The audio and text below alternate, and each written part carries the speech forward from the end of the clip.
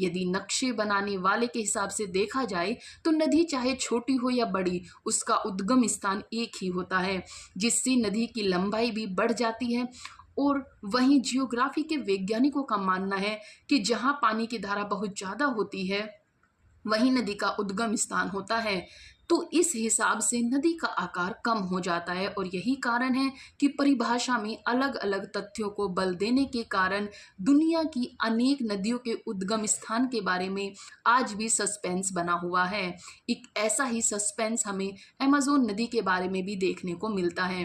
पूरी दुनिया में अमेज़न नदी की लंबाई 4200 किलोमीटर से लेकर 7000 किलोमीटर तक मानी जाती है, जिसके कारण इसे दुनिया की सबसे लंबी नदी भी माना जाता है।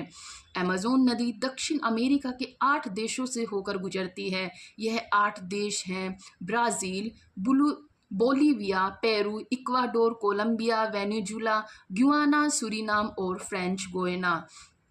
8 देशों से गुजरने वाली इतनी बड़ी नदी के बारे में पिछली 1 सदी से समय समय पर अलग अलग मापदंडों के द्वारा इसकी लंबाई अलग अलग मापी जाती रही है, लेकिन आज तक पूरी दुनिया में अमेज़न नदी की लंबाई के बारे में एक राय नहीं बन सकी है।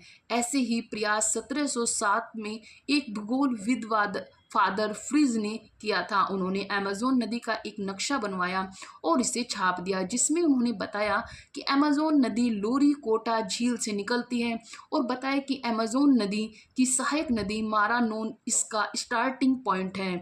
मारानोन नदी पेरू में बहती है। इस हिसाब से अमेज़न नदी का उद्गम स्थान पेरू में है, क्योंकि उनका मानना था कि अमेज़न नदी में सबसे ज़्यादा पानी मारानोन नदी से ही आता है और इस कारण से इसे ही अमेज़न नदी का उद्गम स्थान माना जा सकता है। लेकिन इस बात पर भी आज तक पूरी दुनिया में आम राय नहीं बन पाई है।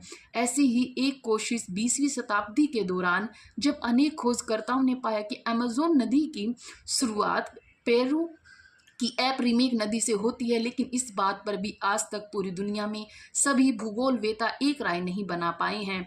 वहीं आज भी इस पर एक विवाद की स्थिति बनी हुई है। ठीक इसी तरह से पूरी दुनिया में अमेज़न नदी के उद्गम स्थल के साथ साथ सहायक नदियों को लेकर भी मतभेद पैदा हो गया है। कोई किसी नदी को सहायक नदी मानता है और कोई किसी नदी को सहायक नदी नहीं मानता है।